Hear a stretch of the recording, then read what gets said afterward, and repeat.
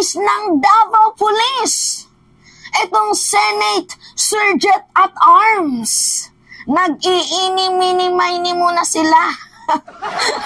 Nag-iini-mini-mini muna sila kung sino yung may kasalanan, kung bakit hindi mahuli-huli itong si Kibuloy. Todo depensa guys, itong pulis ng Davao, to the point na nilaglag na guys, itong Senate Sergeant at Arms, kung bakit walang usad itong warrant of arrest kay Kibuloy. Talaga nga naman, oo. Kasi guys, sa mga hindi nakakaalam, alam naman ata to ng lahat, na meron na pong warrant order. Diba? Tapos, lahat na din naman atat na at nag-aantay ng update kung ano na yung nangyari sa kaso ni Kibuloy. Na, kay tagal-tagal na, 2 linggo nang lumipas, dumaan na ang Holy Week. Sa gitna ng ipinataw na arrest order, bakit hindi pa daw po na-aresto itong si Kibuloy? So, kasi ganito yan guys yung paghuli kay Kibuloy, diba, Senate. So, yung bagsak kasi guys ng warrant of arrest dito sa Senate Sergeant at Arms. So, bali yung Senate Sergeant at Arms, siya po ang kikilos, magmamandato para mahuli itong si Kibuloy. Or di naman kaya, itong Senate Sergeant at Arms, meron pong police or military forces na ipapadala doon sa Davao. So, bali yung police ng Davao, sila po yung mag-a-assist dito sa Senate Sergeant at Arms or di kaya dito sa ipinadalang police or military forces ng Senate Sergeant at Arms doon sa Davao. So, kailangan po guys ng cooperation ng dalawa. Nagtuturuan pa kayo, parehas lang naman kayong mga walang kwenta. 'Di ba? Mantakin nyo guys dapat yung Davao Police, dapat minonitor na nila noon pa itong kilos at galaw ni Kibuloy. Kaso ano yung sabi? Clueless daw sila. Wala daw silang kaalam-alam kung nasaan si Kibuloy. Yes guys, sinabi yan nila noong March 25, sabi nila, Davao Police clueless on Kibuloy's whereabouts. So, hindi nila alam guys kung nasaan si Kibuloy. Wala silang kaalam-alam. Diba nakakaurat yung ganong sagot? Na pwede naman nilang sabihin na minomonitor po namin kung nasaan si Kibuloy, gumagawa po kami ng movement kung para mahanap itong si Kibuloy. Mas maganda sana pakinggan yung gano'n, no? Kahit alam namin na, kahit siguro, 'di ba, baka tinatago ng iilan ng mga matataas na politiko sa Davao, itong si Kibuloy. Much better pa din pakinggan na ganito yung sasabihin mo, minamandato namin, tinitingnan namin kung ano yung mga posibleng gawin namin para mapabilis ang paghuli kay Kibuloy. Yung ganun sana, no, yung maganda pakinggan na kahit papaano, kumikilos, nakikipag-cooperate. Kasi yung labas guys, para sa akin, yung muka, the way na sabihin nila na clueless sila, parang defensive yarn. 'Di ba? Ano 'yon? May kinikilingan yarn. 'Di ba? Parang ganoon yung nagiging mukha kasi bantakin mo itong si si Baste, pag utos na ganito dapat yung approach sa war on drugs. Kita nyo, may 7 agad na namatay, 'di ba? Kaya nga napapaisip ako na ano yan, meron bang lutuan na nangyayari? So, yung part kasi dapat guys ng Police Davao, ginagawa nila. 'Di ba? Hindi yung sasabihin nila na clueless sila. Ito namang Senate Sergeant at Arms, hindi ko alam kung naipadala ba talaga nila ang warrant of arrest or pinapalabas lang talaga ng Davao Police na hindi pa nila natanggap kahit naipadala na. Kasi pwedeng ganun guys, 'di ba? Na kunyari naipadala na ng Senate Sergeant at Arms tapos papalabasin ng Davao Police na hindi pa daw nila nare-receive kasi 'di ba ganun din yung ginawa ni Duterte kay Franz Castro nung time na kinasuhan ni Franz Castro itong si former President Duterte. Alam naman niya nakakasuhan siya tapos nung magdidinig na sila sa prosecutor doon sa Quezon City, sabi ng kampo ni Duterte, wala daw po silang na-receive na na subpoena, 'di ba? Pwedeng gawing palusot 'yon. So ngayon, hindi ko alam guys kung naipadala ba or wala lang talagang kinikilos itong Senate Sergeant at Arms kasi Well, ano pa bang aasahan natin?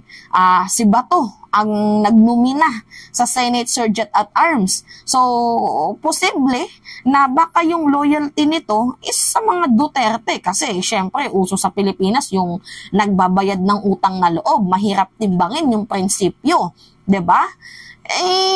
Ito kasi yung sabi ng guys, Davao Police,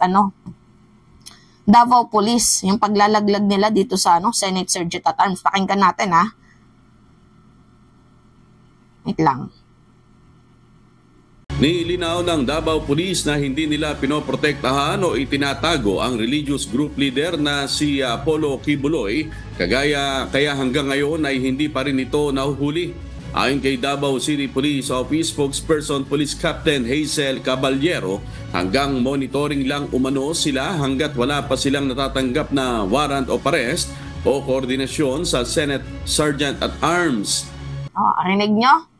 Hanggang monitoring lang daw sila ngayon. Ba't ngayon nyo lang sinabi na nagmo-monitor kayo? Noong nakaraang linggo sabi nyo clueless kayo. Kaya nga naurat ako 'Diba? Ngayon nagmo-monitor sila.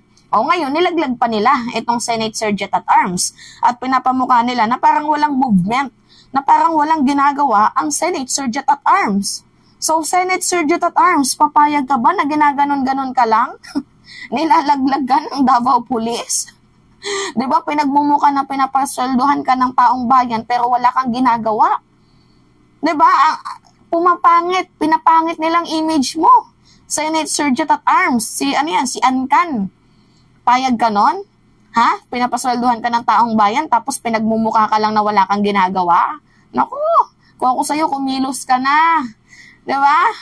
Ano yung sabi nila? Wala pa daw silang natatanggap na koordinasyon dito sa Senate Sergeant at Arms. So meaning to say, wala ka daw ginagawa. Parang walang ginagawa, walang kinikilos, walang movement. Itong Senate Sergeant at Arms. Payag ka nun, Ancan, na ginaganon-ganon ka lang ng Davao Police? 'Di ba? Na yung pag-appoint sa iyo, 'di ba? Ni Bato de la Rosa, parang sinasabi na wala ka ding yag balls kasi hindi ka kumikilos. Gusto mo yung ginaganon kanila? Naku. Hataw Balita ngayon. Ang importante gud ma'am na gunitan nga papel o sa may magkanda ko ka ng para dili may mahulog nga illegal nga mo ang aksyon nga gibuhat sa Davao City Police Office. Og ang Sergeant at Arms wala mi na receiving any coordinations kay basig nagtuo sila nga amo ang gitaguan wala baya gyud. Dumipensa naman ang Pro 11 sa pambabatikos ni ACT Teachers Party List Representative Franz Castro na blanco pa rin sila sa kanilang hanay kahit may access at pondo naman sila sa intelligence fund. Hindi naman natin pwedeng sabihin na blanco. Ang masabi ko lang is hindi din ako private sa information ng intelligence unit na hindi lang naman ng Philippine National Police but the whole intelligence unit na nag-work sa Davao Region. Alam nyo guys, ang dami nilang palusot, no? Ang dami nilang pasikot-sikot, ang dami nilang cheche-bureche.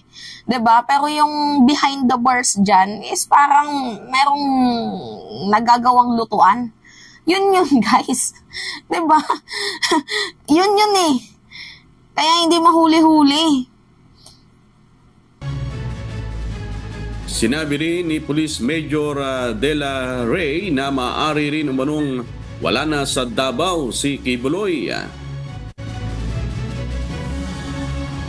Naka-ready naman tayo in anytime pag mag-coordinate na po sila, ma'am. And then, ano din naman na pwede din naman kasi na si Pastor Quiboloy is wala sa Davao Region.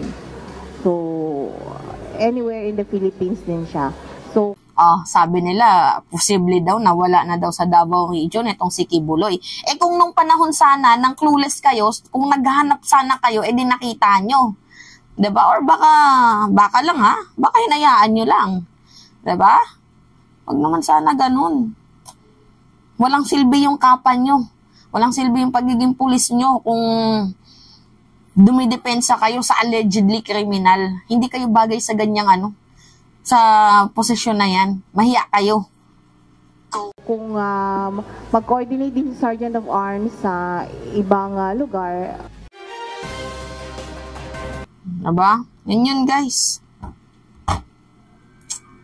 Kasi yung Senate Sergeant at Arms, yung dinidiin nila na wala daw koordinasyon. Naku po. Kasalanan pa ng Senate Sergeant at Arms ngayon. Well, oo. Kasi walang coordination. Pero kung, what if, di ba? Nagpadala naman ng ng order. Ay, hindi nyo lang talaga ni-receive. Di ba? Or na-receive nyo, pero pinapalabas nyo hindi. Kasi pwedeng ganon. Give the benefit of the doubt, guys. Pwede din naman talagang walang kooperasyon itong Senate Sergeant at Arms. Alam nyo guys, yung pinakapunto dito, kapag gusto may paraan, kapag ayaw maraming dahilan, yun lang. Yun lang guys. Kapag gusto, maraming paraan. Kapag ayaw, napakarami ding dahilan. Yun lang. Ingat.